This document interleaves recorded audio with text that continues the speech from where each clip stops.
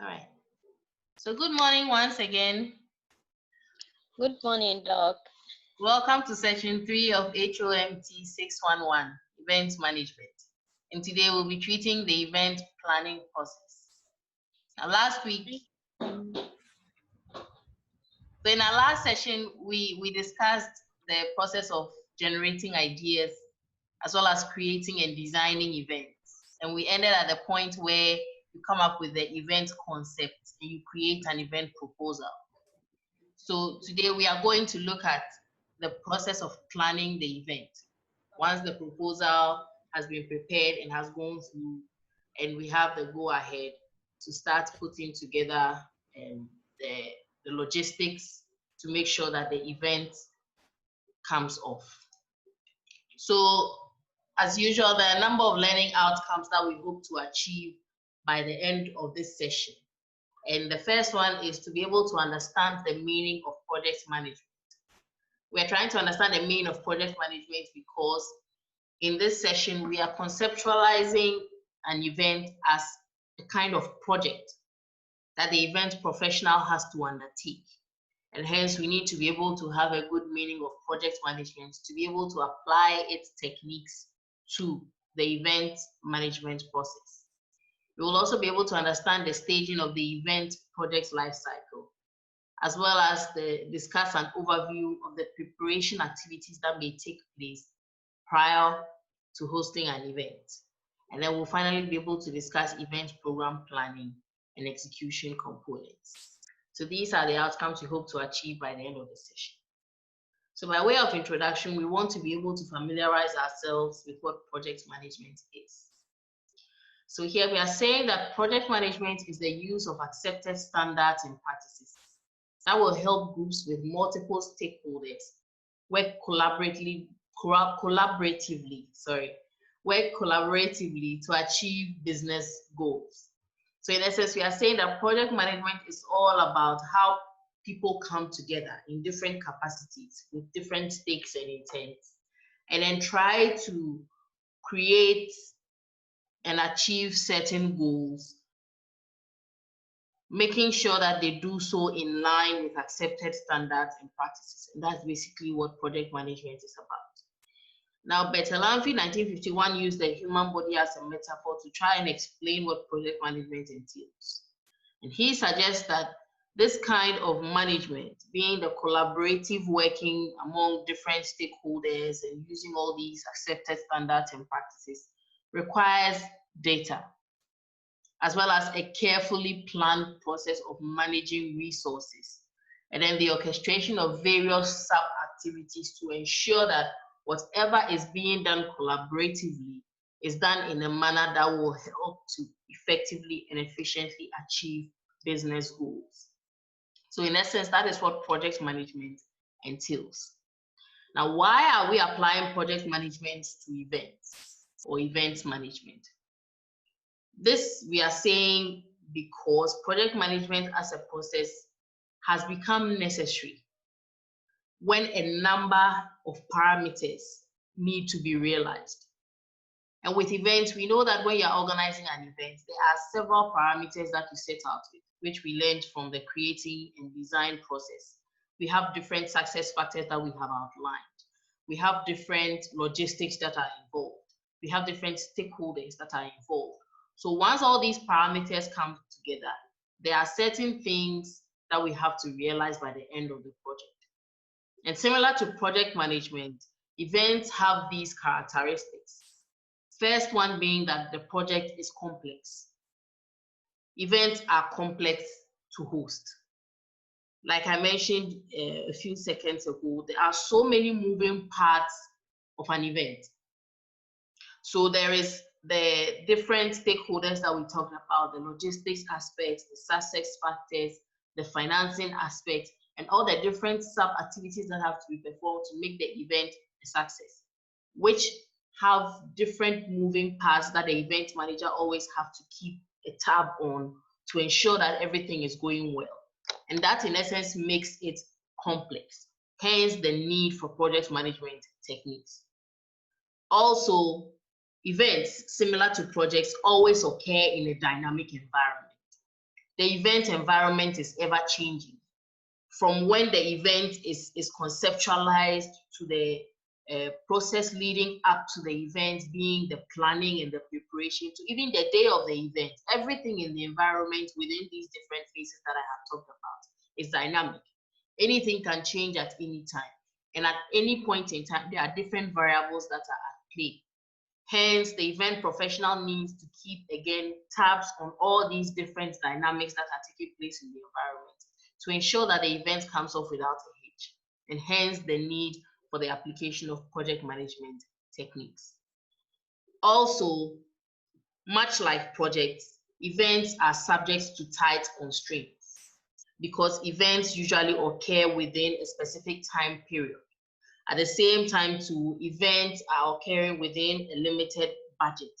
So with these constraints that I have talked about, among others, there is the need for the application of certain project management techniques to ensure that the event can successfully take place within the confines of these tight constraints that we are witnessing, especially when it comes to the planning leading up to the event, and then the event being held on the particular date that it is supposed to be held. Also, similar to projects, events need to be achieved through several discrete activities. Like I mentioned a few minutes ago, events are made up of so many different levels of activities that involve so many different stakeholders that must all come together in a collaborative manner to ensure that the event takes place. So we need certain project management techniques to help us as event professionals clearly outline all the different discrete activities that have to be performed. Because most of the time, people only see the parts of the event that are occurring when the event is actually taking place on the D-Day. But there is so much more that goes on before the event takes place, even at the conceptualization stage, in the planning stage, in the pre-event stages, before the event takes place. And it is these things that are referred to as the discrete activities because they occur in a manner that people do not generally see. But they are all necessary and need to be performed in order for the event to happen on the D-Day.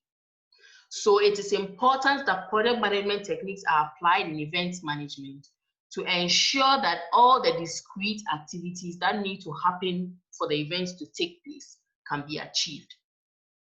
And finally, we are also saying that project management techniques are applied to events because the project will only be achieved if functional boundaries are crossed. Meaning that people doing different things come together in different ways, crisscrossing their roles to ensure that the event takes place. Oh my God, it seems everyone is offline. Gloria, it seems you're the only one left. Gloria, can you hear me? Yes, Doc, I can hear you. It seems that everyone is offline. Oh, let me just check on Joan and the Mercedes. Okay.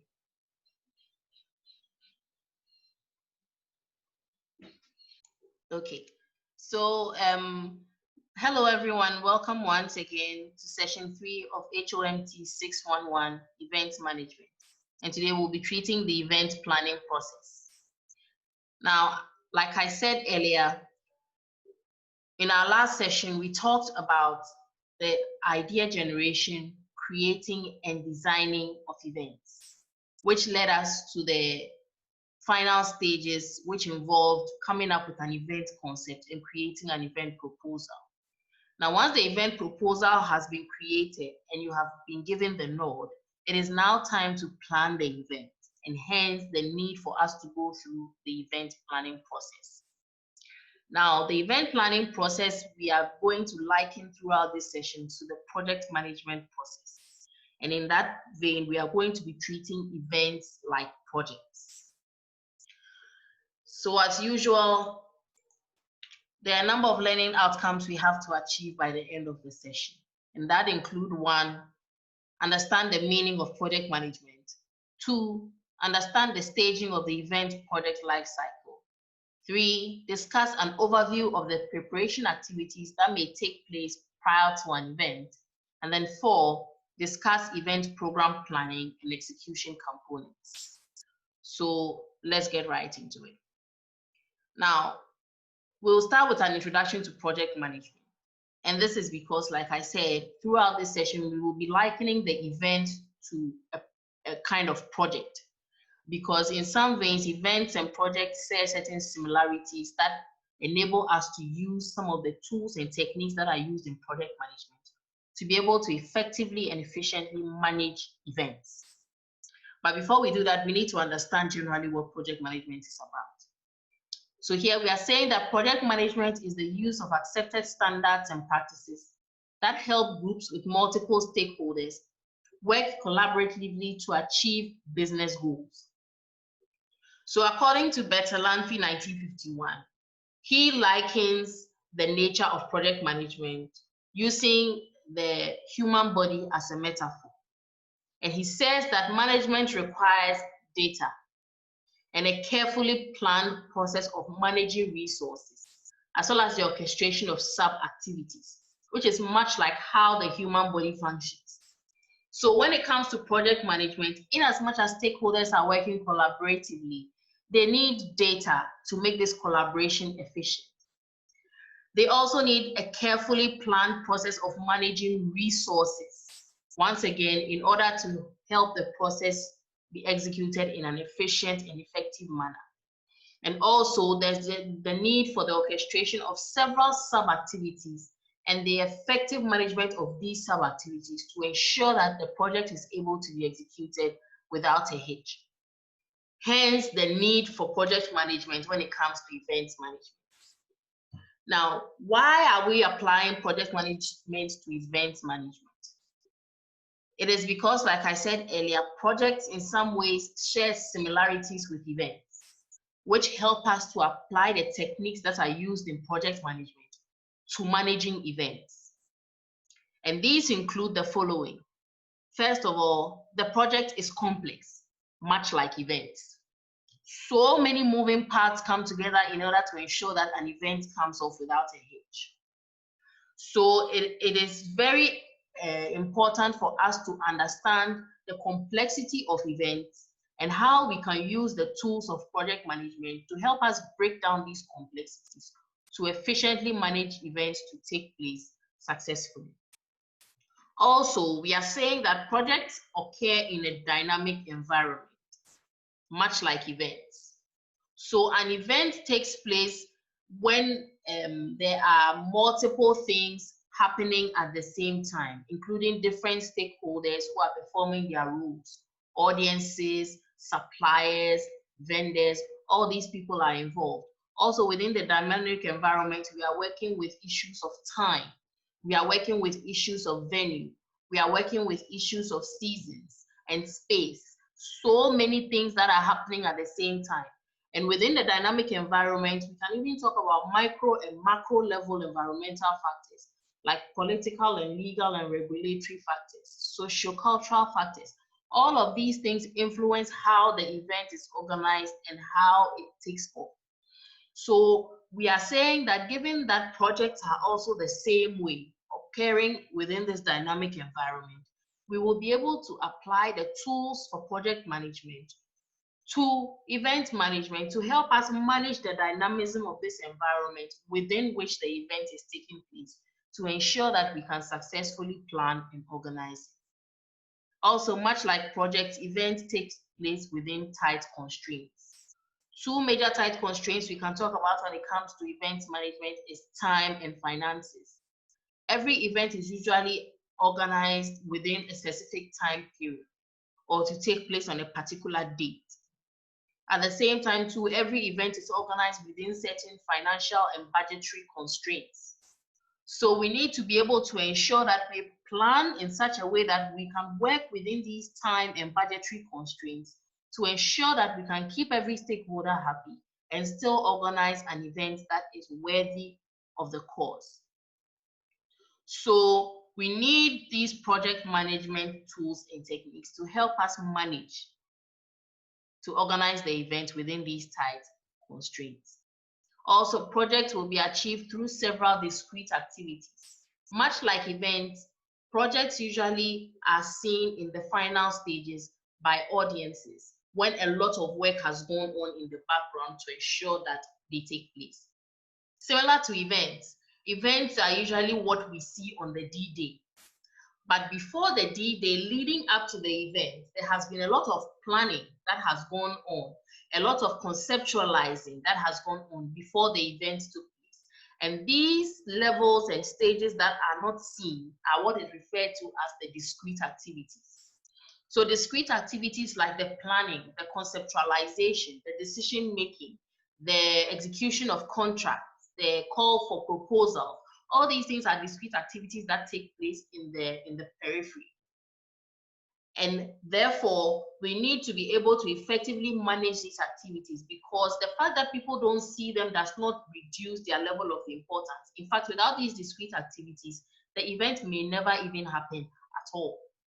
So we need project management techniques to effectively manage these discrete activities to ensure that they are all functioning in a manner that will lead up to the effective and efficient execution of the event on the D-Day. Finally, projects, much like events, will be achieved if functional boundaries are crossed. We cannot say that when we are organizing events, each person is supposed to perform a specific role and a set role at a point in time. Sometimes you can have certain positions and functional areas interacting with each other, crisscrossing each other to be able to ensure that an event takes place. I have seen several events where we have had the event organizer playing the role of a cleaner, or the event organizer playing the role of a waiter. This is not their traditional function, but perhaps they have to play the role of a waiter because the person who is supposed to perform that function may not be available. Or perhaps the person who is supposed to perform that function has had some kind of emergency, and for that point in time cannot execute their duties, and therefore someone has to step in. Hence the need for functional boundaries to be crossed, because that is the only way that we can ensure that all gaps are filled as and when they fall due, to make sure that the project, which we are referring to in our instance as the event, is executed without a hitch. So these are the things that make us want to apply project management techniques to events. Does anyone have anything they want to ask or anything they want to add before we go ahead?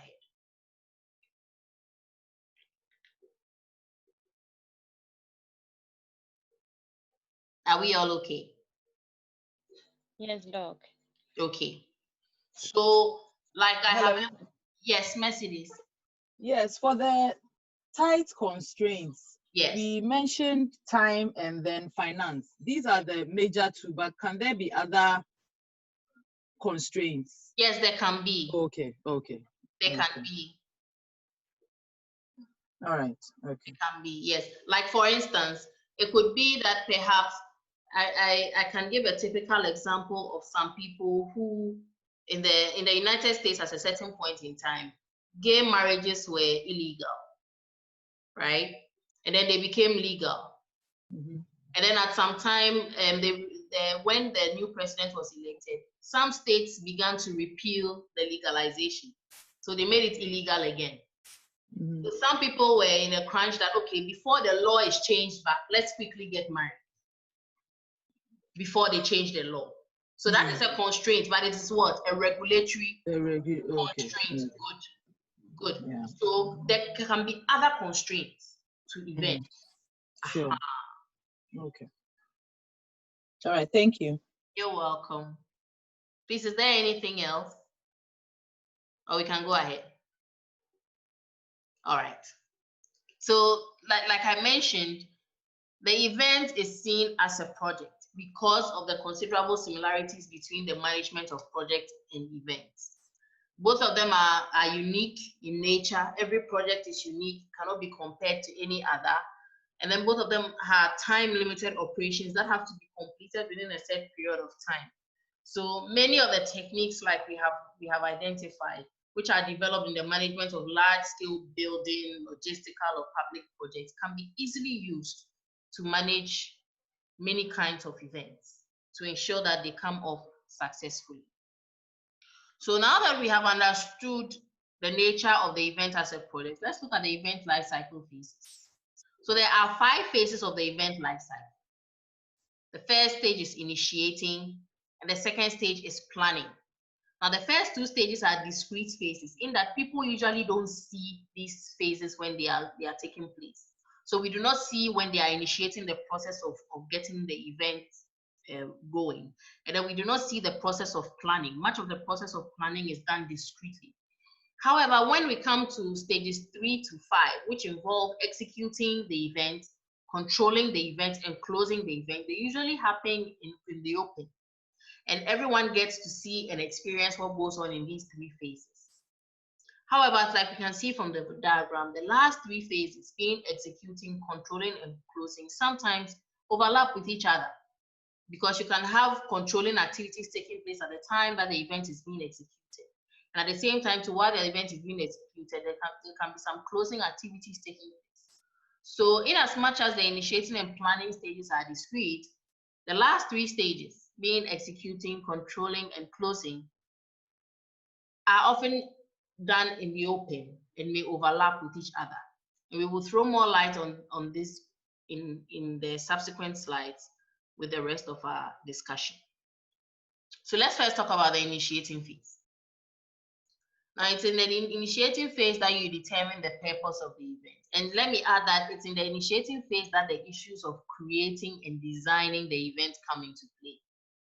So creating and designing the event usually happens at this point in the initiating phase. And that is where you determine the purpose of the event, you identify your stakeholders, you set your goals and objectives, and then you establish the project team. Like I said, as an event professional, you can be on either side of the table. Either you are the one who is designing and creating and initiating the event, or someone designs and creates and initiates the event, and you come in as an event professional to just help it be planned and organized. Now, in the initiating phase, there's a cost-benefit analysis that needs to be done to be able to determine how much the event might cost. Remember, in the creating and designing phase, we talked about the fact that you need to be able to benchmark the amount of resources that you have to execute the event against the expenditure that you are going to put in to ensure that the event takes place. And that brought up the issue of preparing a budget. Sometimes by benchmarking, using the budgets that have been prepared for events of a similar nature to see the cost elements that may come up and how you can be able to use the finances that you have or the resources that you have to be able to offset these expenses, and in most of the cases, try to make some returns from organizing the event. So it's very important to put in place a cost-benefit analysis to be able to determine the cost elements and how much it will take to offset these cost elements. In the initiating phase, it is also very important to analyze historical data. And there are 2 types of historical data you can analyze. The first one being primary data and secondary data.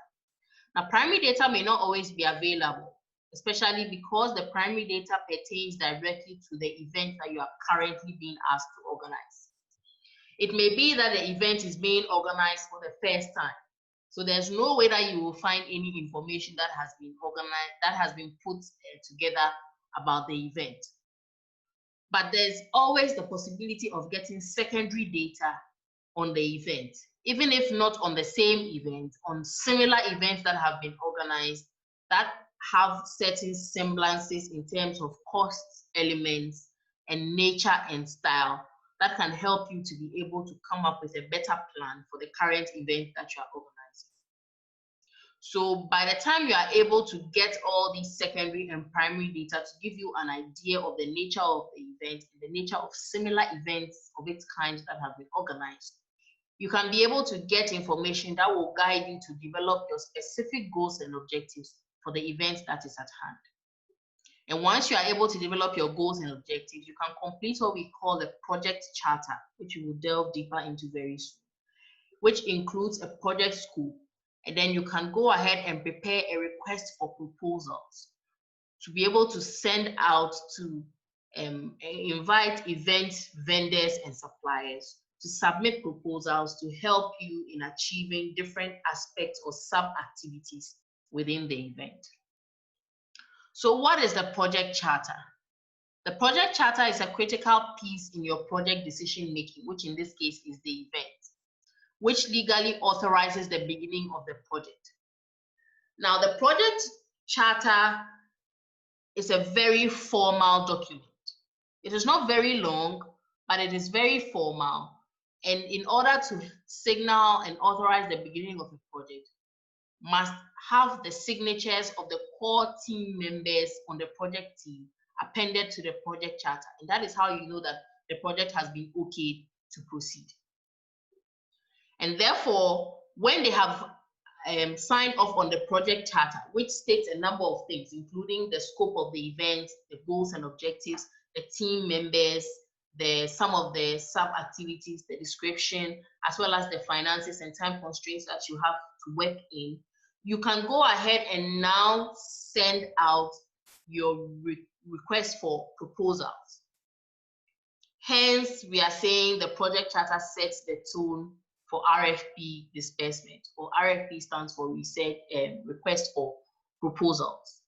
That is because by the time we sign off on the project charter, we have at a glance what the event is going to be about, the various activities that will be involved, and then we can send out a call for proposals for people to submit their proposals on how best they can be able to help execute these little events, these little sub-activities, under the events that need to be performed.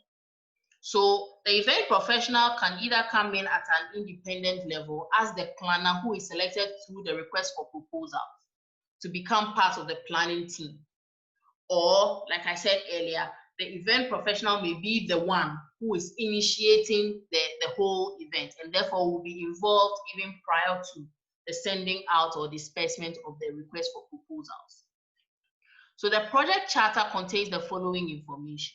It contains the scope of the event, which defines the project, provides the description of it, the key deliverables, the boundaries, constraints, assumptions, and acceptance criteria, right?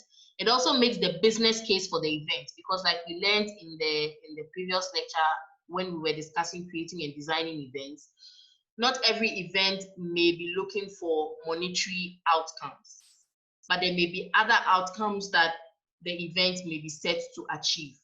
So the business case is where the people are actually looking to make some financial returns, and hence it will set out the return on investment that the event organizers stand to gain, as well as the purpose and justification for why resources must be invested into the event.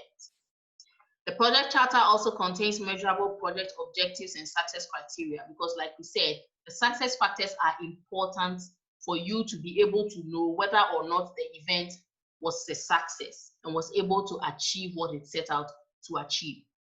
And these measurable objectives will also help you in the evaluation process at the end of organizing the event, in the final stage, which we call the closing stage, to be able to see whether what you set out to do, you were able to do with regard to the event. The project charter will also set out enterprise environmental factors that relate directly to the project.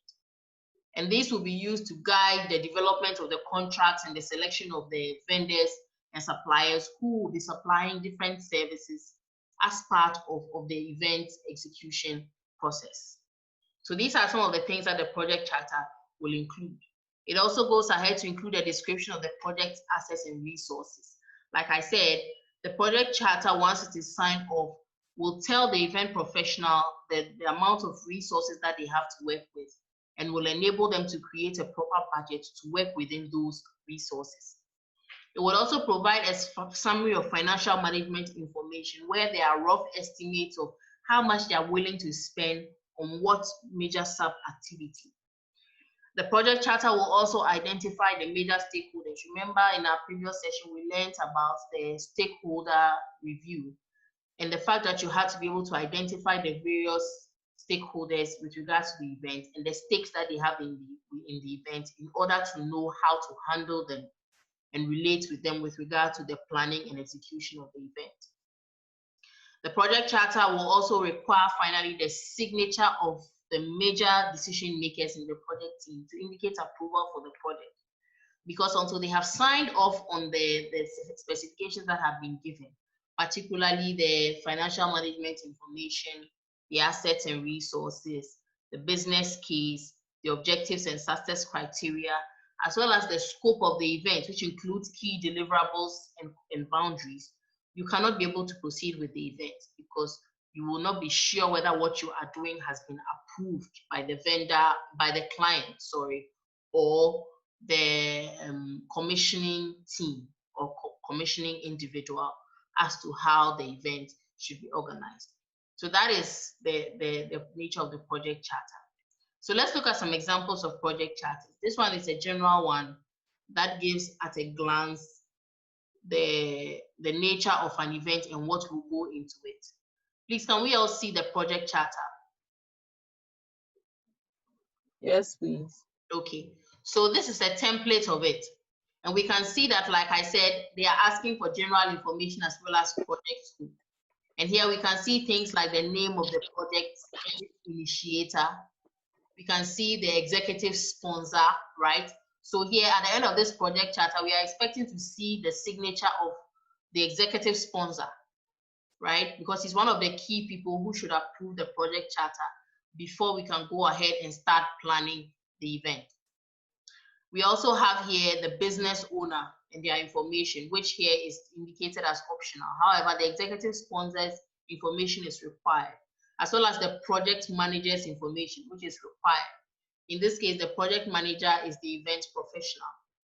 We also see a section requiring the project scope, as well as the duration of the project. Remember, we talked about the fact that one of the major characteristics of an event that makes it similar to a project is the tight constraints, particularly in relation to time and budget. So we can see here that they are asking that as a matter of requirements, we include the duration of the project. And then you have to tell whether it's an enterprise project or an individual project. And then you give an introduction to the whole project and what it's about, as well as the project goals and objectives, and then most importantly, the stakeholders who are involved. And then at the project scope section, we can see that they are asking for things like deliverables and the financial scope of the project, which is again one of the tight constraints within which events are organized.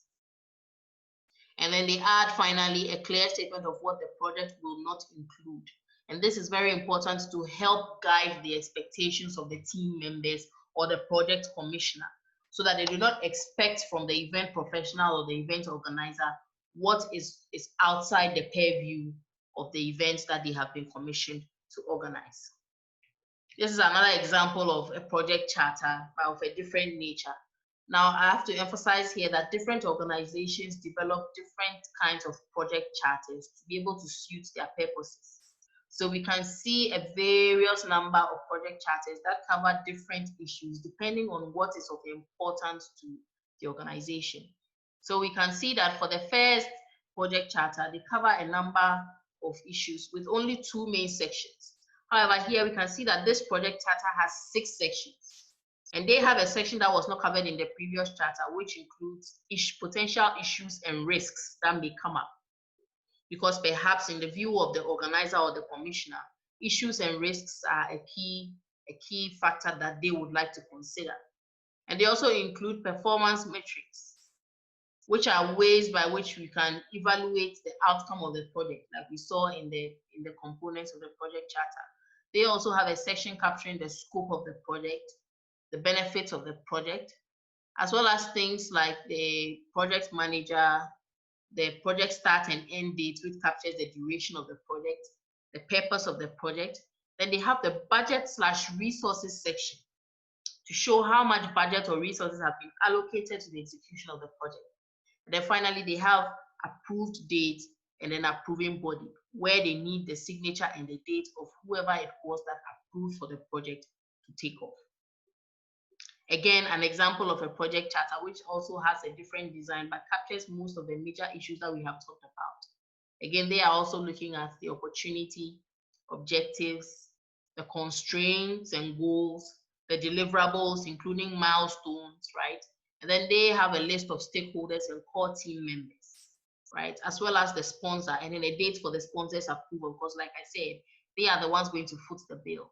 So the moment that the sponsor's signature is appended, we know we have the go-ahead to start the project. Now remember, we talked about a request for proposal. And we said that the request for proposals usually comes in when the project charter has been approved. Now this is a typical example of a request proposal for gym management services. And they are requesting for people to submit proposals for the provision of gym management services to the Western Bermuda, which is a hotel, right? So they are asking for experienced entrepreneurs who specialize in exercise and or health to assemble a service team to provide full management services for the Team Oracle Gym within the Royal Naval Dockyard. So the successful proposer will lease the premises inclusive of all equipment and undertake to manage the entire operation as a business. So we can see that the request for proposal is stating the requirements that they expect to see in the proposal that the substantive vendor or professional who wants to take up the project is going to submit. Now, in some cases, this organization has decided to leave it blank for the people to submit their own proposal. But some organizations will actually give you a proposal template, like this one that we are seeing here, that is for catering services. And this is a template that has been created by the Northeastern University. And they just send it out for the substantive vendor to fill in the gaps with their information, after which they will contact them and then let them know what next. So a request for proposal can either be in the form of a template or be made as an open document that any organization can come up with their own proposal to see if they can take up this event that has been advertised and be the one to organize it. So with the nature of the request for proposals, vendors will usually come in where they feel that the requirements are something that they can meet fully within their means and resources. And therefore, before a vendor goes out to submit a proposal, they have to ensure that they actually have what it takes to be able to meet the brief or the requirements within the proposal that have been set. So for instance, in this case with the Western Bermuda, if you are not ready as a vendor to lease the premises, inclusive of all equipment, and to undertake and manage the entire operation as a business, then you have no business applying to be a vendor for the particular event or projects that they are talking about, right? Okay, does anyone have anything they want to say or any question you want to ask before we go ahead?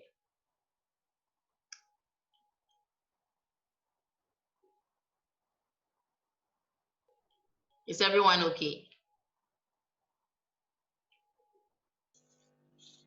Yes, please. Yes, please. Okay. So once the request for proposals has been made, remember we talked about the fact that there are certain objectives that you have to set as an event professional for the events that you are going to organize. And objectives are based on broad goals that are set at the beginning during the idea generation and creation stage, where you are trying to design the event based on a number of goals that you have in mind. Now, with those goals, which we are defining as broad statements that suggest intent but provide little detail, you need to break down that goal or goals, depending on how many you have, into specific objectives that provide a bit more detail, into specific information that will guide the evaluation process in the later phases of the cycle of the event planning and organizing process. So without objectives, when you are organizing your event and when you get to the end of your event, you do not know how to be able to appraise yourself in the event that you have organized to see if it has actually been able to meet the standards that you set out to achieve. And with this, we are using the SMART formula to be able to evaluate the objective setting process. Please, who knows about the SMART formula for evaluating objectives? Who has heard about it before? SMART is an acronym. Yes, please, I have. Yes, please. Okay. Okay, so please can you help me with the meaning of the acronym? Specific, measurable, attainable or achievable. Then the R. Realistic. Realistic. Realistic. Yeah. And then the T. And then time bound or Good. timely. Good. Good. So in essence, for the specific, we are saying that it is difficult to create events from objectives that are framed or worded badly or are confusing. So you have to make sure that the objective that you set are specific and precise. Because if it is not specific, it will be difficult for you to be able to communicate these objectives to the people who are going to be executing the activities that are meant to help achieve these objectives. So our first point of call is to make sure that the objectives are specific and precise. We also want to make sure that they are measurable, because if they are not measurable, by the end of the event, we cannot be able to measure what took place during the execution phase to be able to compare with what we set out to achieve and see if our objectives were met or not. So in terms of being measurable, we need to be able to know whether what we set out to achieve by way of targets at the beginning of the event during the planning process has been achieved. And then during the event too, the objectives will help us to be able to determine whether or not we are making progress towards achieving these objectives. So that if we are not making progress, we can quickly put in place the measures to control the activities that are taking place to make sure that we get back on track towards achieving the targets that we set for ourselves in the beginning. So the highlights during the measurable phase is basically the need for progress meetings, right? As well as scheduling deadlines to ensure that people know that they are expected to do something and there's a time frame within which they are supposed to do it. Now, when it comes to achievability, we are saying that it must be genuinely possible to put on the event. It is like us saying that, okay, we are going to have an end of a semester party and we are going to do it en masse and everybody is going to get there by bus. Please, is this achievable?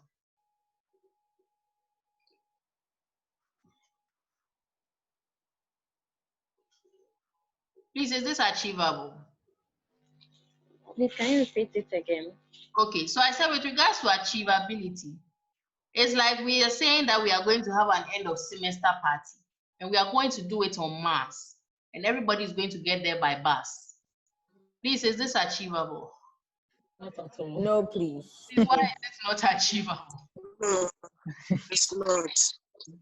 Please, why is it not achievable? In my mind, There's it's no, very normal. Dr. Shi, there's no street leading to mass. Exactly. It's leading to mass, so there's no way we can get there, let alone by bus. So that's a typical example of a weird event that is totally unachievable, right? Thank you for that submission, Bless. But if I were to say that we are having an end of semester party and we are doing it at the UGBS Executive Square with canopies and tables and chairs and speakers, then we are talking about an achievable thing, right? So achievability has to predict the genuineness of the genuine ability of the event professional to pull off the event the way they are planning it. So they have to do this, making sure that they are taking into consideration the limitations in terms of money, right? At the same time, the limitations in terms of the volunteers and the people that they have to work with, and as well as the limitations of the event coordinator himself, right? Because there are levels of event coordination. Someone who is experienced organizing events on a very large scale involving thousands of people cannot be compared to someone who is only experienced organizing family birthday parties and naming ceremonies. They are on two different levels. So you have to be able to understand yourself as an event professional and your limits, what you can and cannot achieve, as well as the constraints within which you have to work with when you are setting your research objectives to satisfy the achievability criteria. It also has to be realistic, and this must be irrespective of whatever flights or fancy that the client may want you to achieve.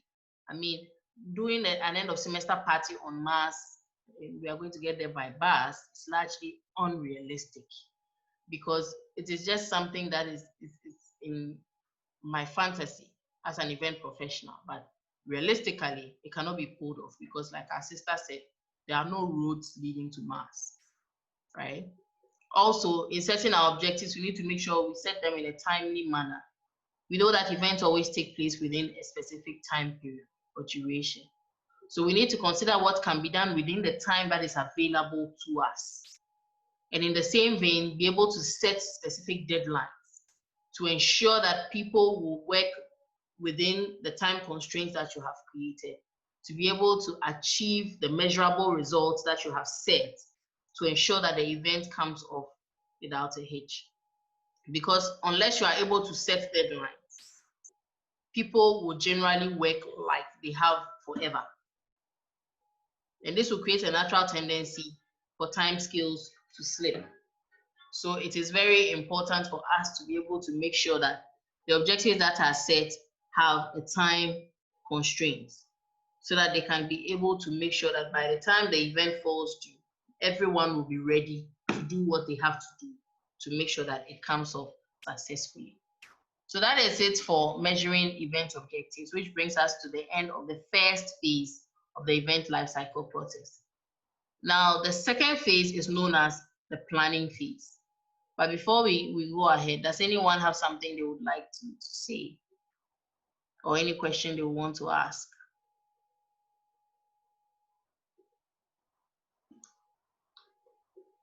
Okay. So we will proceed to the planning phase, which is phase 2 of the event life cycle stages. Now, in the planning phase, you have done your objectives. You have already set them out. You have created your project charter. You sent out a request for proposals. So in that case, you have a fair idea of the activities that are going to go into organizing the event. And therefore, at the planning stage, it's about putting these activities together into a project management plan. And here we do what we call the development of work breakdown structures, where we create a breakdown structure for specific components of the entire event. And then we put in place milestones and quality standards for each of these activities that are supposed to be performed. Like we said, without putting in place milestones and quality standards, vendors and stakeholders will always work as if they have forever. And they will usually do it as their own convenience in the manner that they feel is acceptable. However, by setting in place quality standards and milestones, you are letting them know the level of quality that you are expecting from the work that they are going to do, and the standards that they have to meet, and the time frame within which they have to meet them. That way, there is nothing like ambiguity between you and your event vendors or suppliers, because everything would have been clearly spelled out in the work breakdown structure for everyone to be able to clearly interpret and understand. Now, once you have been able to prepare the work breakdown structure, you can then go ahead and prepare evaluation procedures, because now you have told them exactly what the quality standards are and the specific milestones that they have to meet. So you can prepare evaluation standards to be able to rank them based on these criteria that they have been given, including the milestones and the standards, which are in line with the goals and objectives that were described in the project charter. So what are work breakdown structures? The work breakdown structure is basically developed through a technique called decomposition. Now, decomposition simply means to break something down into smaller units or quantities. So through decomposition, the project manager or the event professional will identify specific required outcomes, as well as the activities that will lead to these outcomes. So each outcome will be separated into several discrete activities that, when combined, will come together to form the total desired outcome, which in this case is the successful execution of the event. So let's take an example and say, for instance, that the event that we are defining is a volunteer recognition celebration. This is how the work breakdown structure of such an event is going to look. So being that we said it is a volunteer recognition celebration, there are a number of activities that will be performed during the celebration. The first one being the opening remarks, the second one being awards, the third one being entertainment, the fourth one being refreshment, and the last one being closing remarks. Now, in the opening remarks, there are another set of activities that have to be performed, including the introductions, the slideshow, and the keynote speaker. Under the awards activity, there are two main activities that have to be performed at a sub-level, including the Most Eyes Volunteer, and then the RK Bubbling Volunteer Award. These are the two awards that have to be given out by way of sub-activities. Then the sub-activity under the entertainment includes what? A band. In the event that this was another type of event that was going to be organized, the entertainment we have included things like perhaps a DJ, or performers or dancers. All of those will come under entertainment. Then under refreshment, they have dinner and drinks. These are all sub-activities that will take place under refreshments. Under closing remarks, we have the speaker. Now, these are all sub-activities that show the breakdown of what is going to take place during the event. And all of these have to be managed by the event professional. So for instance, with the introductions, the event professional has to make sure that he lines up all the people who will be giving the introductions and let them know the time that they are supposed to go on and how to prepare themselves to be able to make sure that they do the introduction when they are supposed to. For the slideshow, the event professional has to make sure that the slideshow is properly set up, whether they are going to be doing it on a laptop or a computer, or they will need a projector to be able to project it to a screen.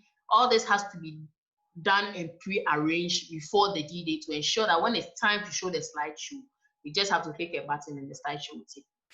And likewise for all the other activities. So without doing this work breakdown structure, the event professional will not know every minute little activity that has to take place on the sub-level to be able to adequately and properly prepare for it.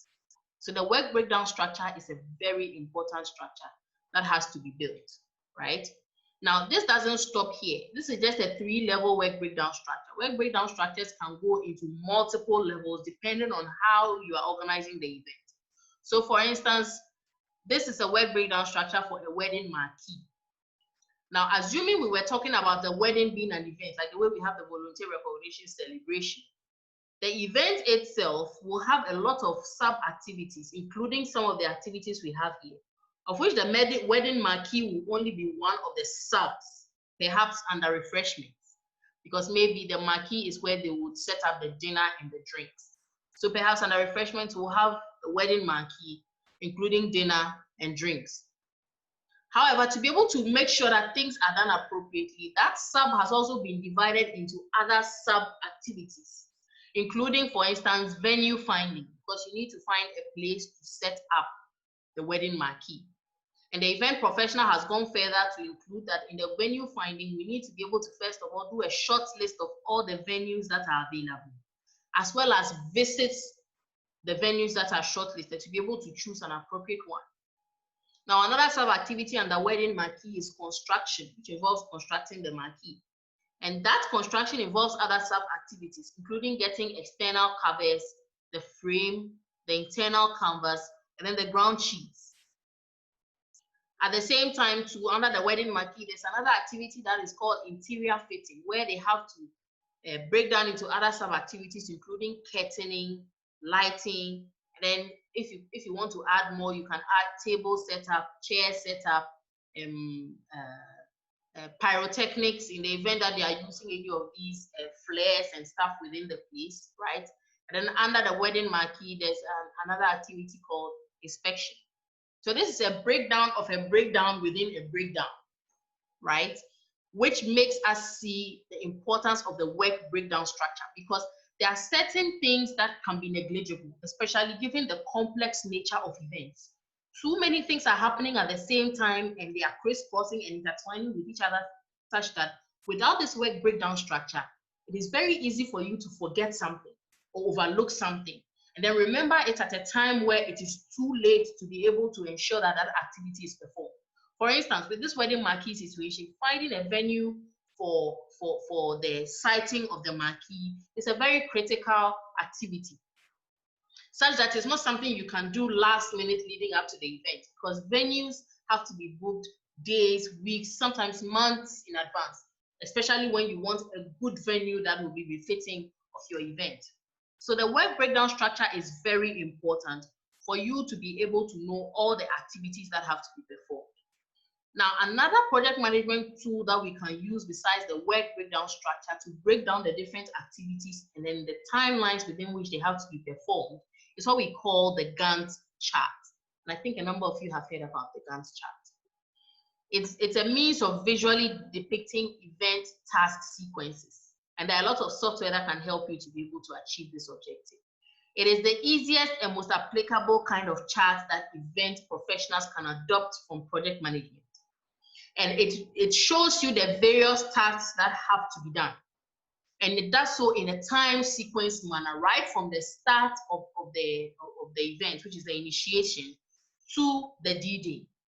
And it works along your timeline, such that it shows you which activities have to be done first, and in succession of each other, it presents all the activities that you have to undertake, as well as how long they should take, when they should be completed, and then sometimes what happens if a task, especially a critical task, is delayed. So this is a typical example of a Gantt chart for a person's birthday party. It's called the Gantt chart for Anna's birthday party. And we can see it has delineated the different tasks and the period within which they have to be performed. So it seems the party is supposed to be held on 15th June.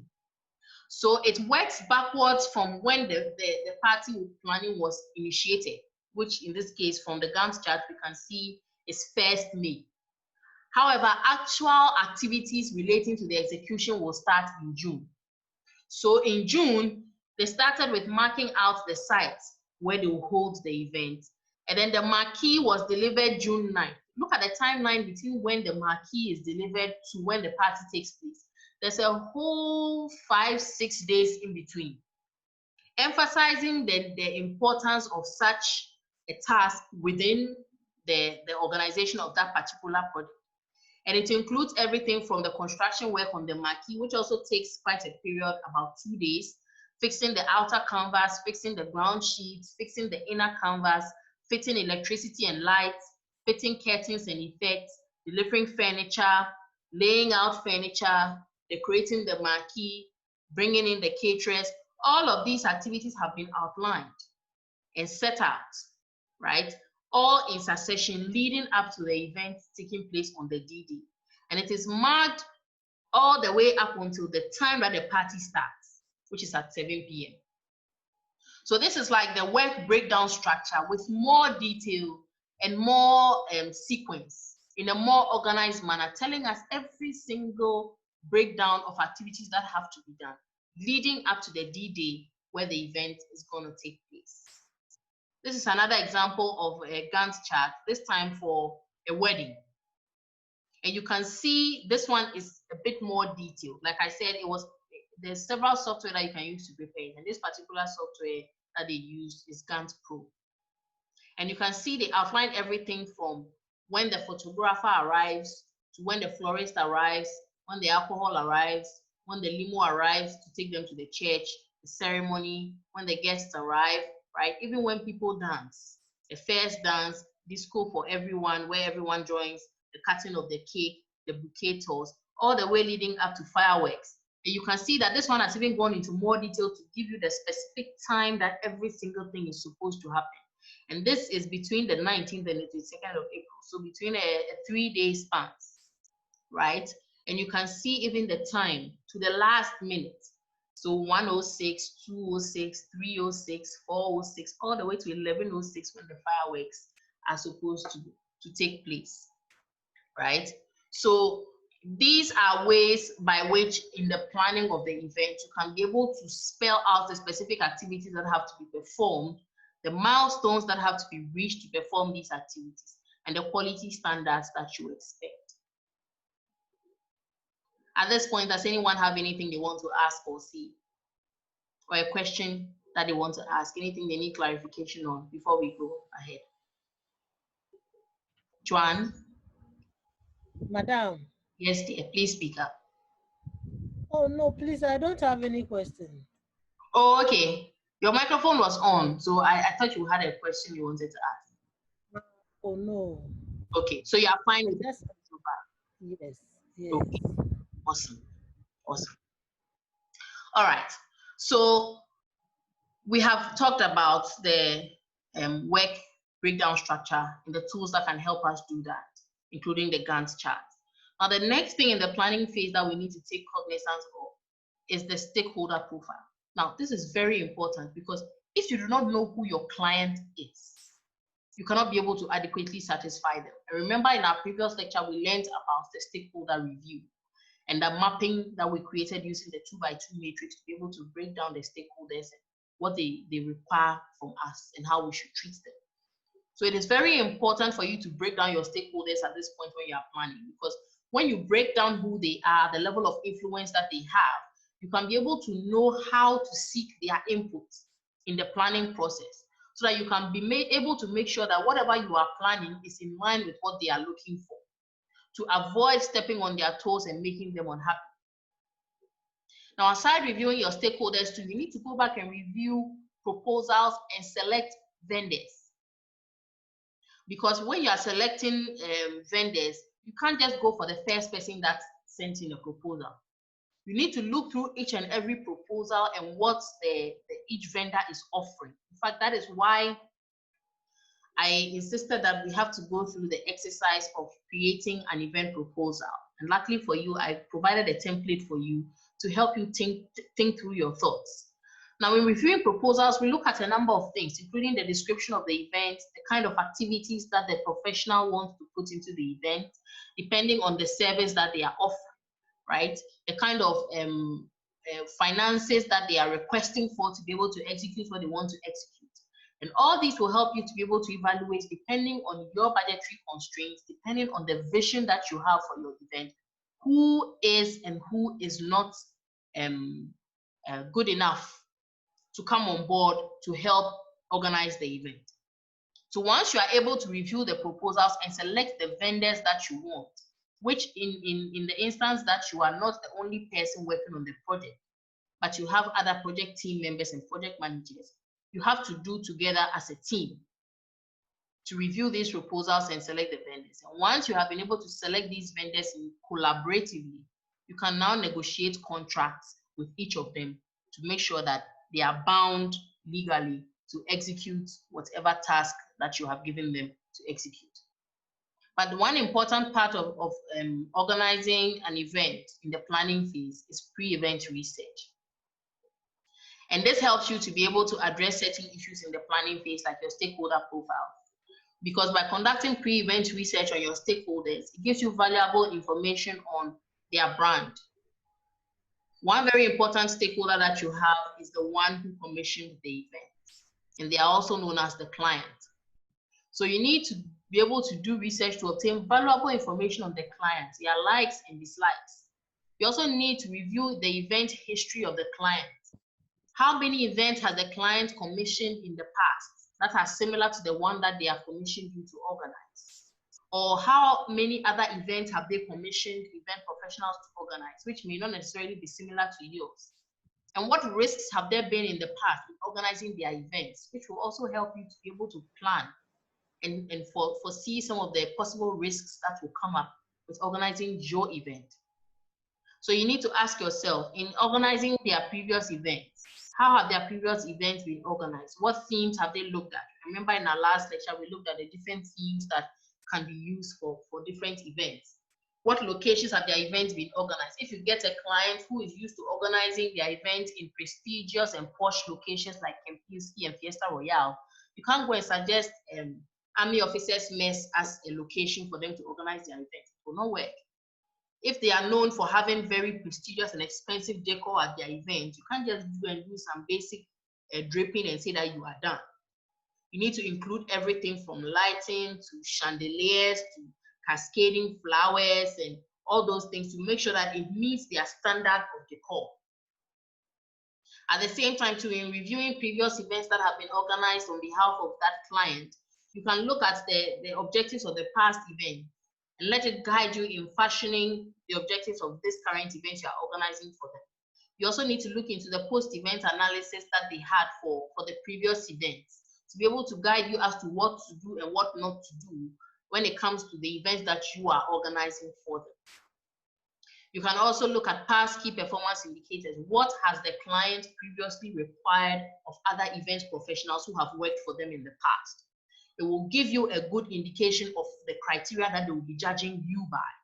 And that will help you to be able to set your eyes on specific objectives that will help you to be able to meet these key performance indicators that will be expected of you as an event professional. So let's look at some examples of contracts. This one is a contract for a wedding. And we can see that it is very brief and straight to the point. It first asks for the client's names, being the bride and groom, and then the date of the wedding, and then the phone number of the client, their home number, cell phone number, office number. This is to increase the chances of the event professional being able to contact them when the need arises. It also asks for email addresses, the location of the ceremony, the address of the ceremony, right? The location of the reception, if it is different from the location of the ceremony. And then the address of the reception, again, if it is different from the location of the ceremony. Then the time that a ceremony is supposed to start. Then the time that a reception is supposed to start. These are all information that will even help you to develop your Gantt chart like we saw earlier in the example where they were using it to map out the activities that were to be performed leading up to a wedding ceremony. And then in the contract, there's also the terms of the agreement, being the coordination package, how much the package is going to cost in terms of dollars, and how much extra amount they are going to charge in the events that there are additional meetings outside of the agreed upon number of meetings. And if it is going to be a destination wedding, they are negotiating including the travel fees, as well as an assistant coordinator who is going to help the main event coordinator execute their job. And then they have a total amount due, right? And as part of the terms of the contract, there's a 50% deposit that is required before the event professional can start their job. So they have to sign here to show the amount that was given in terms of the 50% deposit that fell due, right? And then they showed you the check, who you should address the check to, right? And then they go ahead to list the coordination package. This is a way of telling you what is included and what is not included in the contract, so that you do not judge them by what they have not committed to provide to you. So here they are saying they are offering up to 3 pre-wedding consultations. So that means that if there are more than 3 consultations, any additional consultations will be charged under the additional hours/meetings, right? Which is also in the contract. Then they are also committing to phone and online interactions on an ongoing basis till the date of the wedding. And they are also committing to the creation of a wedding day schedule in cooperation with the bride and groom to be distributed at the rehearsal to all the participants. So in this case, all the information that they've got here, which will help them prepare the Gantt chart, will eventually be shared with everyone else in the form of the Gantt chart, so that they know what is expected for them to do leading up to the actual event, right? They're also committing to 90 minutes of services on the rehearsal day, right? And then 8 hours of services on the wedding day.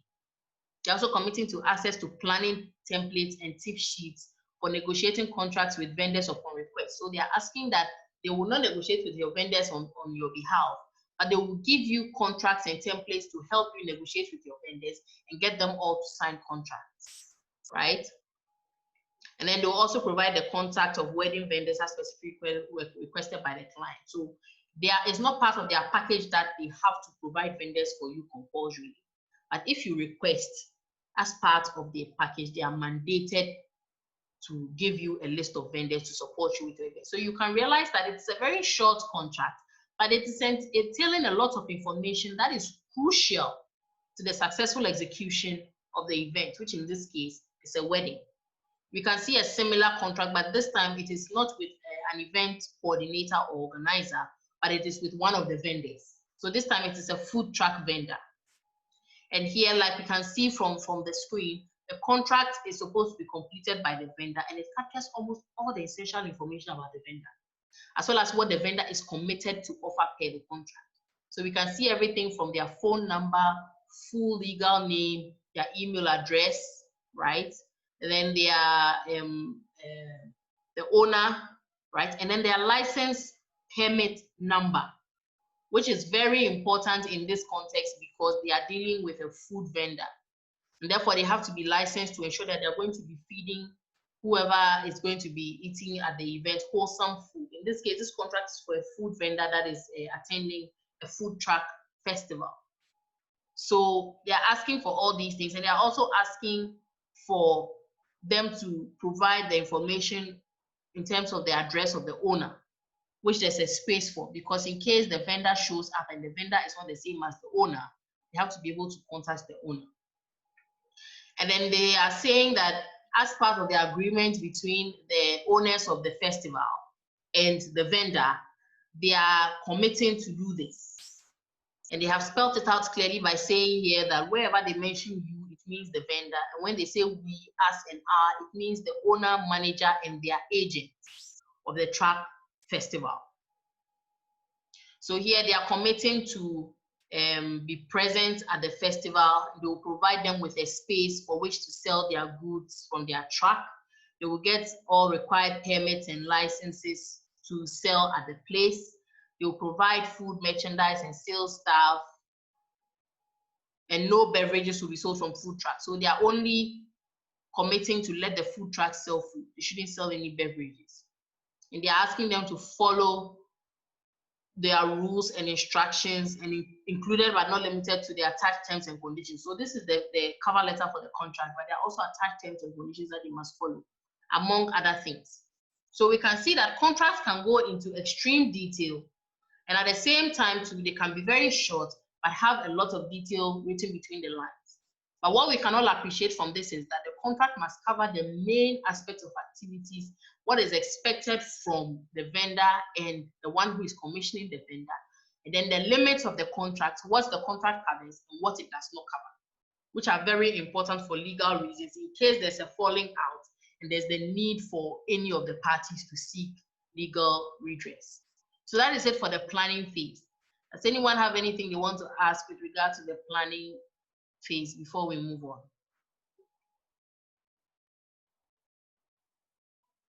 Or anything they want to add? Now, Momo, is there anything you want to say or add? Or you're good? I'm good, though. Yeah, is there anything you want to say or you're okay? I'm okay, though. Okay, okay. All right. So we have gone through the first two phases, being the initiating phase and the planning phase. So now we are on the executing phase. And this phase is characterized by the fulfillment of contracts and monitoring of the contract. So at the planning phase, you have given out the contracts, they have signed, they have committed to showing up. And it's the execution phase where they are actually supposed to fulfill their obligations under the contract. And you have to monitor them to ensure that they fulfill these obligations. Now, there's a case that most of the contracts that are given out to vendors to provide certain services may be executed in advance of the D-Day of the event, including decoration, setup.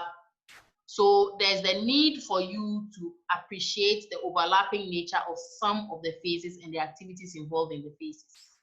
So while some services will occur during the event, which will require the event professional or coordinator and their team to be on site, monitoring on-site operations. Some of the executions of contracts may be done prior to the event. And at the same time, to some events, some activities may be executed after the event. So the event coordinator has to make sure that when they are breaking down the work structure, they know what activities are supposed to take place prior to the event, during the event, and after the event, to ensure that they keep tabs on every single thing that happens. And in keeping tabs, they are gathering information. Because you are monitoring, did they come on time? Did they give us everything they said they give us under the contract? Did they do it in the way that it was supposed to be done? All of these things are information. And these are put together to help you be able to evaluate the overall work done or the overall set of activities that were performed when you get to the end of the project, or in this case, the event. So after execution, we have the controlling stage. And the controlling stage involves monitoring the on-site operations for errors and taking corrective action to minimize deviations from set objectives. So while the event is taking place, like I said, there are certain services that must be rendered as a must while the event is taking place. Also, there are certain tasks that have to be performed before the day of the event. Now, while the event is taking place, it is, as a matter of necessity, a must for the event coordinator to be on site monitoring everything that is taking place. Because there's the likelihood that given the dynamic environment that events take place, certain things may go wrong. That may require the event coordinator or professional to take certain corrective measures before the event starts or takes off, or before the discrepancy that has taken place affects the outcome of the event. So errors will occur due to the dynamic environment that the event is taking place. But the event organizer has to make sure that they quickly take corrective action to correct these deviations or errors that takes place. Now, controlling can occur during the planning stage and the execution phase, as well as during the initiating and closing phases as well. It can occur in any of these phases because it's basically about correcting mistakes. So in the planning phase, while you are planning, perhaps you can identify that there are certain activities that were not taken into consideration, and hence the budget that was initially agreed upon in the initiating phase will no longer be enough. So you have to go back and adjust the budget to suit the new activities that have turned up during the planning phase. Likewise, during the executing phase, a vendor may have already provided a service prior to the day of the event. However, during the executing phase, something goes wrong with the service that was rendered by the vendor prior to the event. And I've seen this happen in a lot of events, especially when it comes to the delivery of the marquee, the setup of the marquee, the setup of the venue, and the decor, especially. Sometimes some things go wrong during the execution phase when the vendor has already delivered the service prior to the execution. So the event coordinator has to be on hand to make sure that they implement controlling activities to make sure that they correct that error that has taken place. A typical example I can give you is one that happened to me during my wedding reception. So during my wedding reception, the wedding reception venue had been set up prior, the day before. And the vendor had done their work, taking their balance and already gone. And then we enter, just before the venue was supposed to be opened up for guests to enter, there was an ark that had been created with some decor on it. The decor that was done was apparently heavier than the ark. And there was no support put at the base on the ark. So the whole ark and the decor fell to the ground. If it was you, what would you do? Being that the vendor has already executed their service and collected their money and gone. If it was you, what would you do in that instance? Thinking as an event professional, perhaps the organizer of the wedding.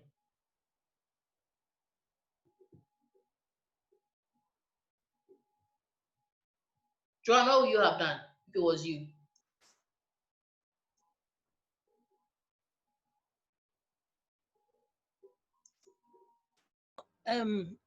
Well, I'll first apologize for what happened and maybe try to compensate by refunding some amount of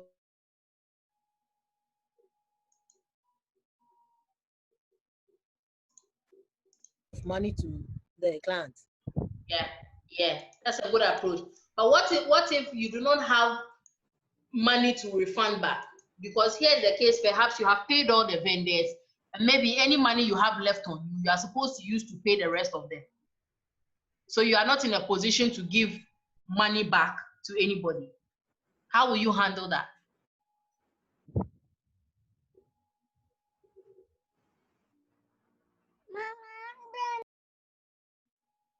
Gloria, how will you handle that? I think I'll do something to compensate, maybe buy a gift or something to compensate them.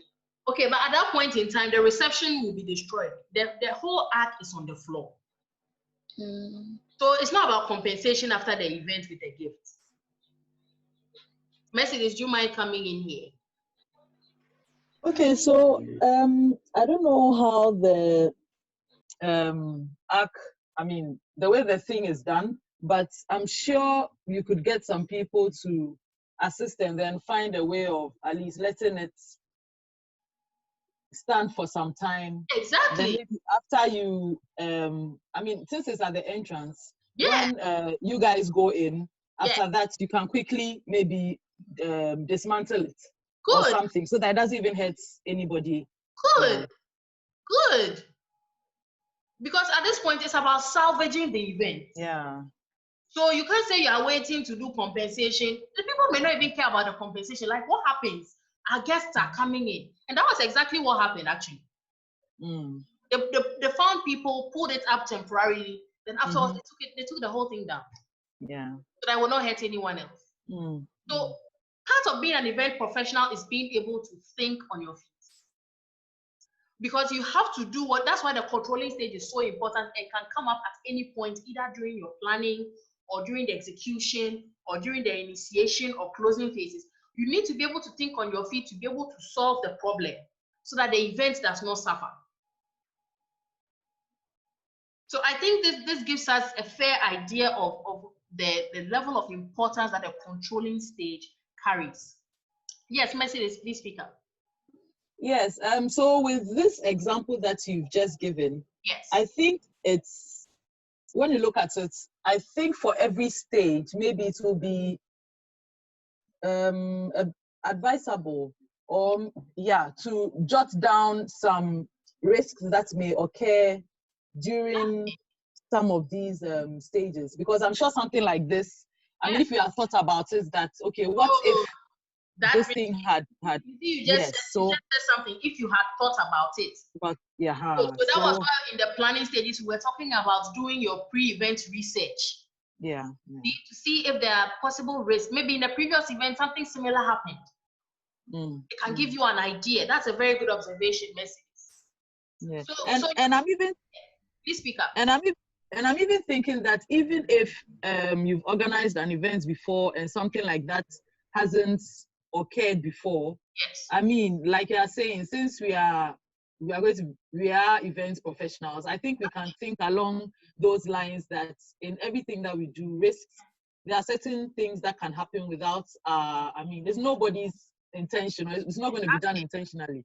Exactly. So I think it's advisable that we all put down or pen down some risk whilst we are doing these kind of things. Because sometimes something that you least expect does happen. And like you're saying, everything has gone on well. And just that something small can just, and then the way social media and stuff are nowadays, something small that you do, nobody would come back to you, and that's the end of your your business. Yeah. No one will hire you again.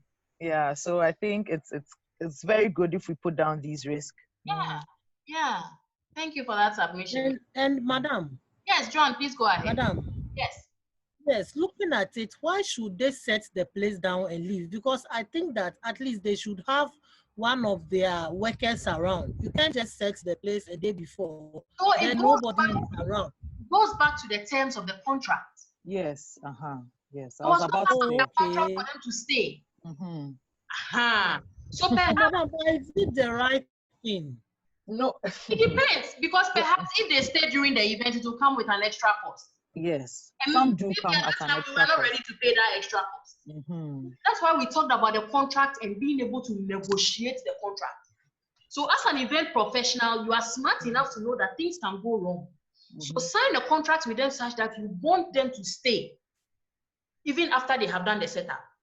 So that in case something goes wrong, they can help you to fix it. Quickly, yeah. But based on the negotiation we have, because of our fix and go. So we could not hold them responsible. Most of the time, these people, when they fix the stuff, most of them go. Like Doc, what Doc is saying, it comes at an extra cost. So if you are ready to foot the bill, why not? They are always available. If you tell them to sit there from the previous day till the end of the program, they'll do it. It all depends on the contract that you guys sign. So right For now, me, actually, not the whole team, but let's say just one of them, maybe one of their boys or one of their girls It comes should at a just be cost, around. though. Maybe they can even fix something that you don't know how to operate, but maybe you will be using the thing at the refreshment. So, You get, so it all let's say depends some on balloon you. kind of thing, switching on and off. Okay. yeah. So So it I'm comes down to thinking the contract. So you need an event professional who knows the ins and outs, understands the risks and the extent of work and activities involved. So you see why we break down the activities and sub-activities. Because if you don't break it down like that, you will not know what can happen, the activities involved, and what to put in place to make sure that you cover yourself. So the contract is very important. You see, the contract is very important. Likewise, the controlling stage. So I'm glad we had this discussion. In fact, I need to see more of these discussions in class. yes. Hey, we should have more of these discussions. So the controlling stage is very, very important, right?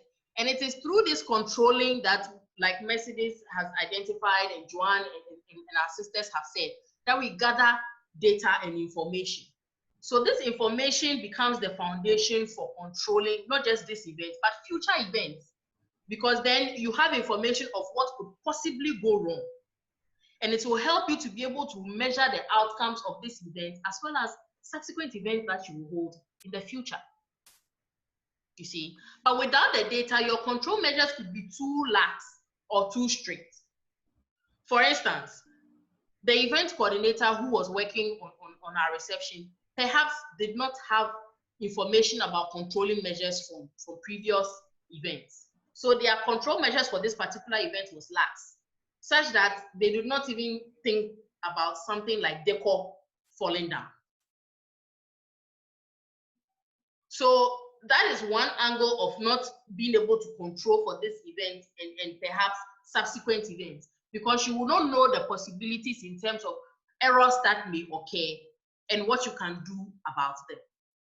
In the same vein too, if you do not have any experience understanding the kind of control that you need to put in place, you may be too strict with the measures.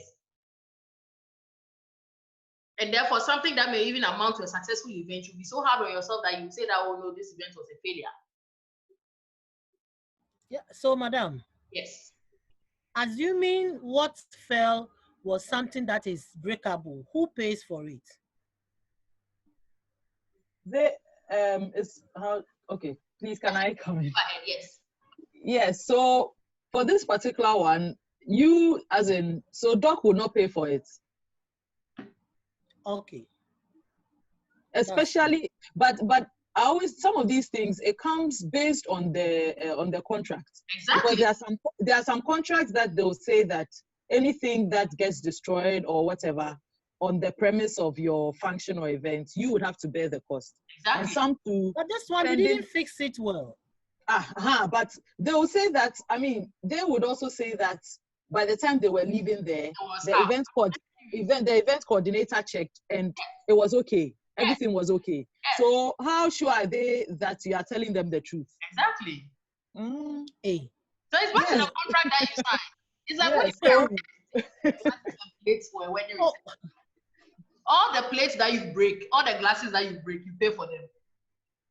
Oh, madam, this one, for the glasses and those things, I'll say that, okay, somebody was handling them and it happened.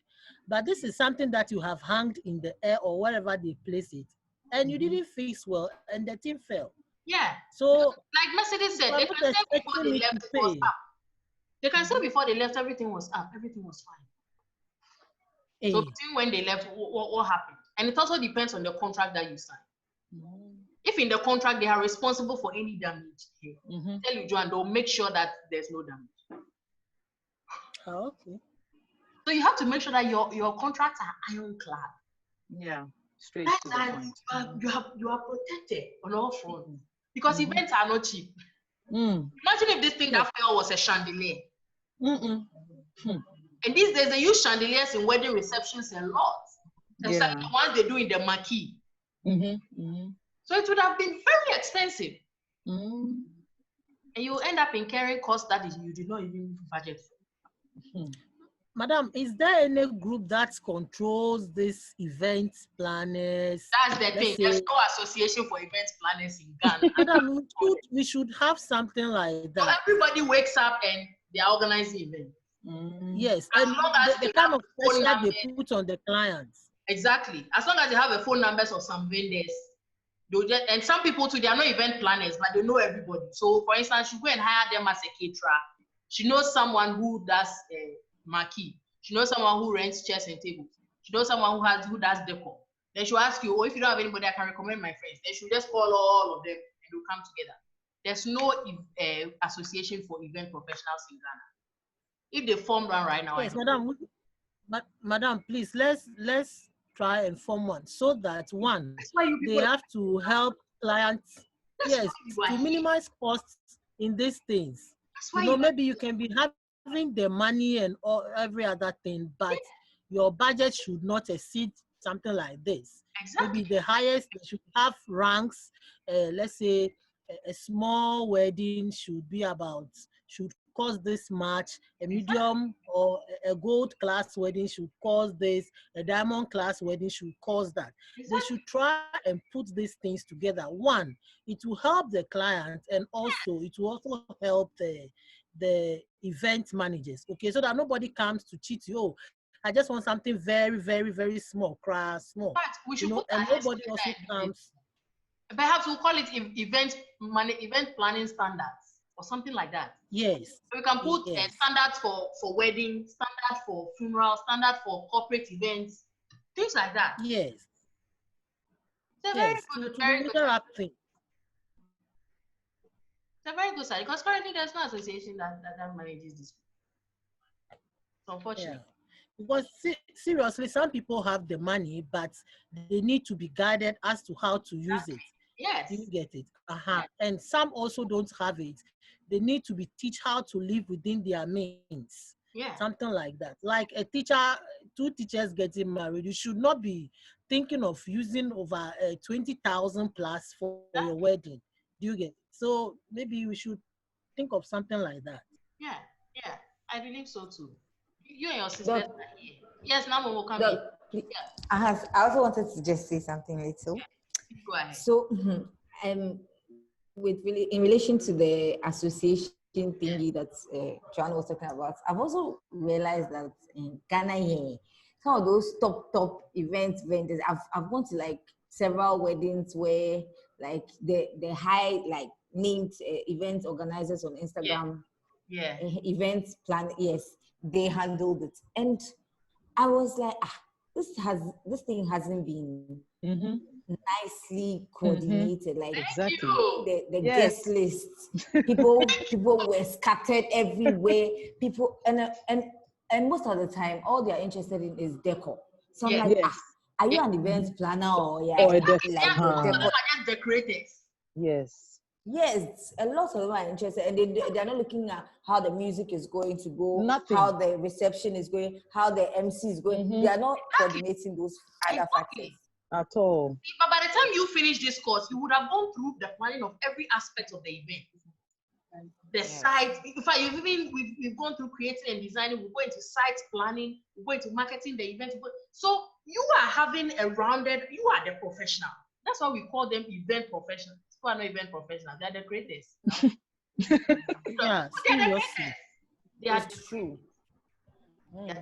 Because like what now Momo is saying, you realize that you attend those functions and you're expecting to see close to zero error, but eventually it's like they even make the most mistakes. Yes, a lot of errors, and they don't even calculate like risks.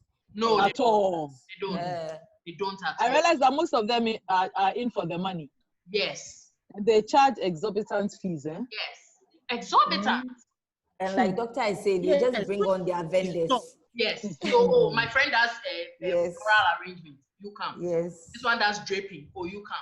This one comes bring the food. This one mixes drinks. Oh, come and set up your bar. Oh, I know this. That's all. Madam, I attended one, but actually not in Ghana anyway. We have to go for rehearsals, how the whole thing is going to look like.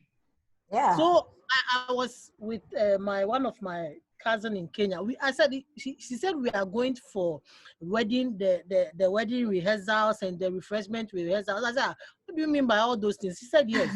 How they are going to sit, how the guests are coming to sit down, how the lighting systems are going to work. They are going to test how people are coming to dance. I said, we don't do these things in Ghana, madam. Even all the people who will be wearing something, they have to take your measurements, send outside and sew the thing. Yeah. Everything was just in uniform. Maybe one day if I have the chance, I'll try to send some of the pictures and video. Everything was like, things like this happen. Event coordinators for weddings coordinate as far as the bride's outfits, the bridesmaid's outfit, the groom's outfit, groomsmen's outfit, father of the bride, family members. They send out reminders to guests who are coming. Please don't wear these colors. Please don't. They do all that. The event professional's job is not a small job. Even how cars to be you should even pack cars. The coordinate parking. So you can see why your course that you are doing in terms of MSc hospitality is so important. Very important. Two people are the ones who are going to bring sanity into what is happening. Madam, but the thing is that they're not even going to contact you. They'll meet some of the yourself. So imagine we finish, then we set up a page. We have a website. Okay. We can call it Event Professionals of Ghana. Yes. And we have a list of vendors. Yes. Then we have a list of event planning standards. Yes. Do you know where I'm going with this? Yes, and even like specialized areas. Good. Maybe someone is add all that stuff.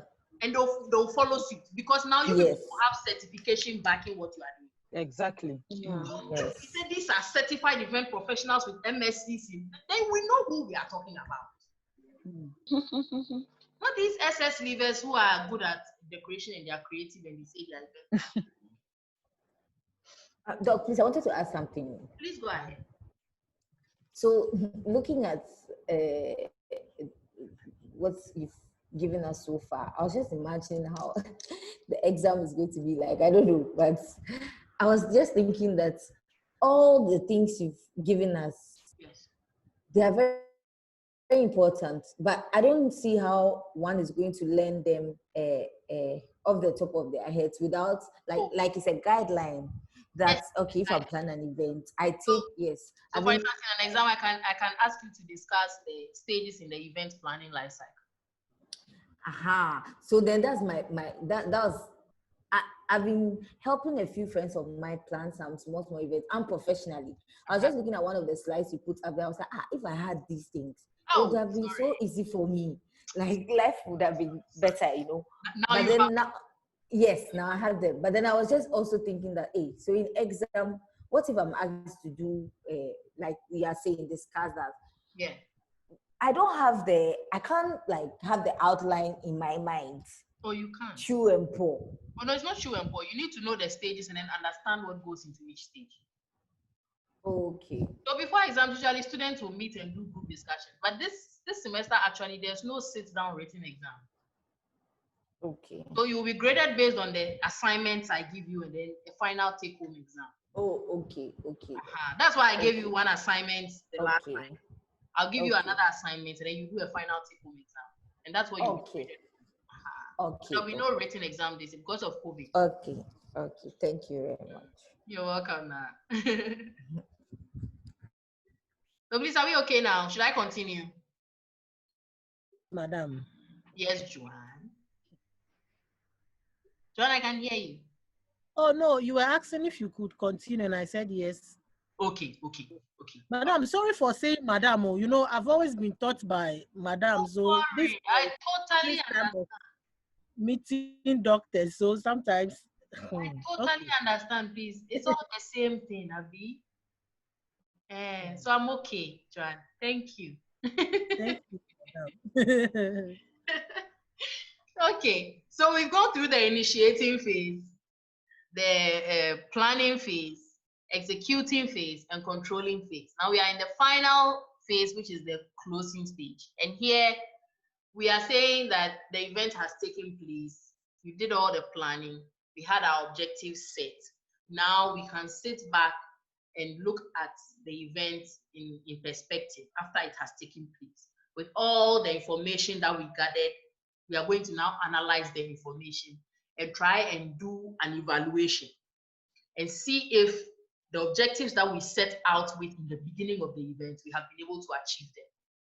And while we are doing this too, we are making sure that we are tying up all loose ends by closing all the contracts that we initiated, especially those that have not been closed yet, and then paying for the services that have been rendered, including those that we made part payments and we are left with part payments, as well as those that were supposed to completely finish the task before we paid them. So these are the kinds of things we'll be doing at the closing stage. However, with all the information we gathered after the evaluation and analysis, and finding out whether or not we were able to achieve the objectives we started with, we now have to make recommendations for future events, which is not just helpful for the client or the commissioner, but it's more helpful for us as events professionals, because it helps us to be able to get notes to keep for ourselves as reference for future events that we are going to organize. And by doing this, we put together what we call a post-event report, where we put in all the objectives that we set out to achieve, all the events that took place, all the activities that took place during the event, all the happenings, all the errors, all the mishaps, all the things too that went well.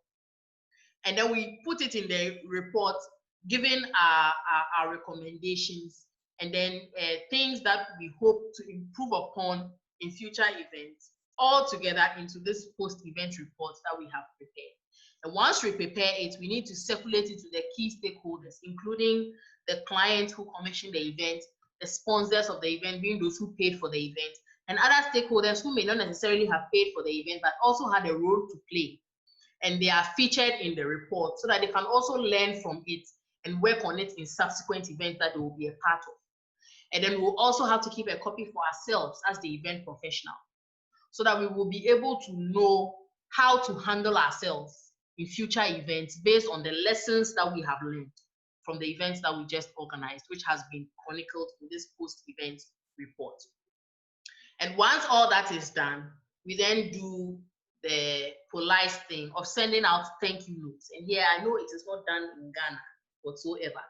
At least the wedding and funeral holders usually send, they usually don't even send notes. They make calls and visit all the important people they believe they have to thank for giving them support for attending the event and then supporting them to pay for the event, among other things. But generally, as event professionals, I believe that for the purposes of relationship building, it is important to send thank you notes, not only to the clients who gave you the job, but also to the vendors who worked with you to make sure that the event came off successfully without a hitch. Because technically, these are vendors that you might be calling upon in the future. And the clients too may be a client that may call upon your services in future to organize another event. So sending thank you notes is a way of letting them know that you appreciate their custom, you are happy that they did business with you, and you look forward to doing more business with them in the future. So sending thank you notes is very, very important. I don't know if you can appreciate what I'm saying regarding the thank you notes. Yeah, madam. Yes, Joanne. Sometimes they don't even send you thank you note. It's already at the back of the invitation, that program that they've been sharing there. So most of the times you don't even hear anything. But that one is negligible, because people will throw the program away even before they leave the event and go to their houses. Yes. And in the circus of the event and all those things happening, people will not really appreciate it, especially if you just put it at the back of the invitation, or you just put it at the back of the program, or you put it on the packaging of the small chops. They will appreciate it more when everything has quieted down and they are relaxed and focused, and then you bring them the thank you note. They will appreciate it more and understand it more in that sense. Rather than when everything is going on and everybody is excited, you post a thank you note. There are some people who will even never open the program all the way to the back. So they may never see. Yes, Joanne. Yes, so with technology now, sometimes people, instead of calling, which I think is the best one, they'll try to send through WhatsApp and those things. Is that also a way of showing appreciation? Yes, that is a way, because you know these days, like you said, with technology, almost everybody is on WhatsApp. Some people to send it through email. Okay. Or like you said, the traditional phone call. Or they will show up. But I think the traditional phone call is the best. Yes. Yes. Nothing beats a dialogue between exchange partners. So you're right, Joanne. The phone call is the best. But like you said yourself, not everybody can be reached via phone. So sometimes it's good to also use other electronic means like the WhatsApps and the emails. You see, so that you can be sure that they have actually received your thank you. But it's a very important thing that I feel a lot of event professionals neglect to do. Because especially your vendors, if you don't thank them, in future, when they have to choose between you and another event professional to work with, and the other event professional treats them better and says thank you to them after everything, they'll go and work with that event professional rather than work with you. Because they'll feel more appreciated over there than with you. So I believe the thank you notes are non-negotiable, very important. Please, is there anything else someone wants to add? Mercedes, you are back. I don't know when you went off, but did you catch the latter part of the discussion? Yes. Okay, which part didn't you get? Okay, I've been on for some time now anyway. So okay, so you got everything, including the post-event report and the thank you notes. No, so I think that's why I didn't get the PR. I think that's why I left. Okay. Yes. Okay. So I was saying that the post-event report is like a post-mortem, a compilation of all the things that happened in relation to the event and your recommendations for the future. So you are looking at the objectives that you set out for the event, the actual activities and occurrences that took place during the event, including the errors, the mishaps, the things that went well, the things that didn't go so well, the vendors that participated, the staffers, the waiters, the sponsorship, every single thing concerning the event and how it took place. And then you evaluate it based on the objectives you set out to achieve. And then you, based on the outcome of your evaluation, you make recommendations for future events. And the post-event report is very important, like I said, not just for you, the event professional, but also for the client, because the client will have a document that they can carry to the next event professional they work with to let them know what happened at their last event and how they can organize a better event based on what they can learn from how the other events that was organized took place. And it's only the post-event report that can give that much detailed information to help them successfully plan the next event.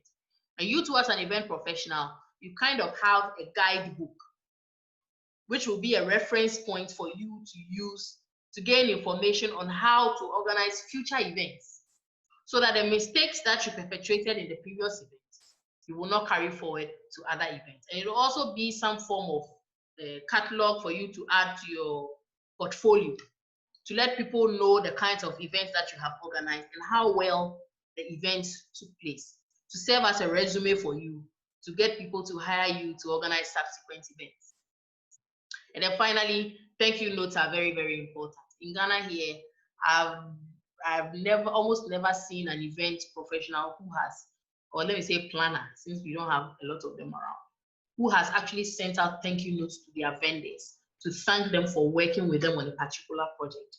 They only concentrate on communicating with the clients, who they usually say thank you to for their custom. However, the client is as important as the vendors, because in future, you may not work with these vendors on the same client's project, but you may need the vendors to work on other clients' projects. So there's the need to keep that relationship good and keep the lines of communication open, so that you can be able to have a good relationship such that if it comes to push and shove and they have to choose between you and another event professional, they'll choose you because of the relationship they have with you and would prefer to work with you over that other event professional. So the thank you notes are very important, to let them know that you appreciate them and you thank them for all the efforts they put in to help your event to become successful. So the post-event report is like a report, just like the name says, and it gives a summary of the whole event, highlighting the most relevant post-event statistics and the data on any key goals or recommendations for your event, which will be beneficial for organizing future events. Now, it includes parts such as the executive summary, which summarizes the highlights of the report. Then you have the introduction, where you can talk about things like the objectives of the event and the budgets that you had. And then you can have a part that also talks about the attendee survey. How many people attended the event? What were the caliber of these people? What were their mannerisms and how did they participate in the event? You can also have a section that talks about the location in the venue. What was the location? How was the venue like? Were the people at the venue flexible? Were they helpful? Were they adaptive? All these things can be put in. You can also have a section that talks about marketing, media, and promotion, assuming it is a corporate event that has to be marketed and promoted. Again, here you can talk about the various forms of marketing and promotion that were used, the media that were used, the pros and cons of each of them, and then the outcomes. And then you can also talk about sponsorship. Again, in the case of corporate events that usually have sponsors, you can talk about the sponsorship of the event, how the sponsorship took place. Like I said, in some of my experiences with sponsors, there are some sponsors that will not even make you sweat. As soon as they tell you that they have agreed to help you, they will often give you perhaps a large portion of the amount they have pledged as sponsorship, or they'll give you the full amount. There are some sponsors too that you have to chase forever to be able to get your sponsorship check.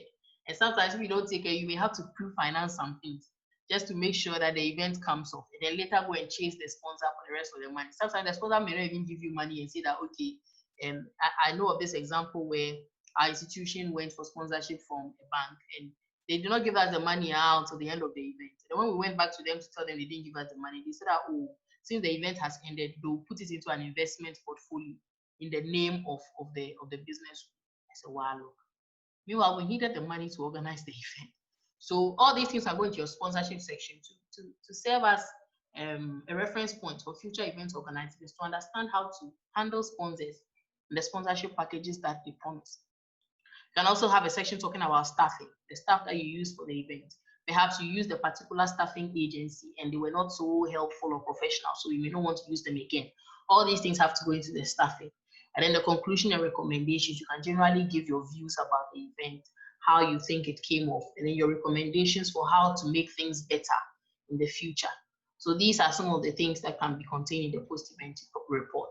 Now, these are examples of some event reports that are published. And from the looks of these, you can see that the post-event report is not a joke, because like I said, it can even serve as a resume for an event professional to carry to another client and say, this is a post-event report of one event that I have organized. And I believe that it will show you my level of professionalism and expertise when it comes to the organization of such events. So this one, for instance, is the post-event report for the Southeast European Eco Forum and Exhibition in 2013. And as you can see, very professionally designed with the details of all the sponsors and everything at the bottom of the cover, and all the different kinds of exhibitors at the exhibition are featured on the cover, right? Another one here is the post-event report for the Digital Workplace Exchange, which took place in 2019. So it was more like a conference. However, this is a report of the entire event, what happened and all that. And then you see at the top right-hand corner, they've written post-event report sponsored by. So even the post-event report alone can have its own sponsor, who is willing to pay for a graphic designer to properly design the thing and put it into an acceptable format that can be presented and shared with a large number of stakeholders. And then the last one being the Sustainability Week post-event report. Again, we can see that this one is also professionally designed with the names of the major stakeholders at the bottom, including the nation South Africa, right? So we can see that the post-event report is a very key document and you can't do without it. As an event professional, you cannot finish an event and say that you will not prepare a post-event report. That alone is a letdown on your level of professionalism and what you are capable of doing, especially with subsequent events. Because if you do not prepare a post-event report to present to other clients, what evidence do you have that you organize these events? Gone are the days where you can open an album and show people the pictures that you took at the event. It's no longer enough. You need more than just the pictures in the photo album of people dancing and enjoying the event and the setup to convince prospective clientele, because anyone can put together pictures, especially in the age of the internet where you can go online and download a myriad of pictures. So you need a post-event report to be able to serve as substantive evidence of previous events that you have organized and how well you have been able to organize those events and what you can be able to do for the event of the prospective client whom you are presenting this post-event report to. So that brings us to the end of our session. I don't know if anyone has anything they want to say, anything they want to share before we sign off.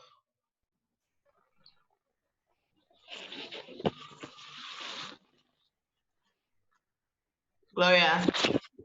Yeah, mine is not about the today's section, but it's about the Sakai. Yeah. Please, can you help me with the way we submit the assignments on the Sakai? Okay. Because I went to the page, but I don't know which angle we should do that.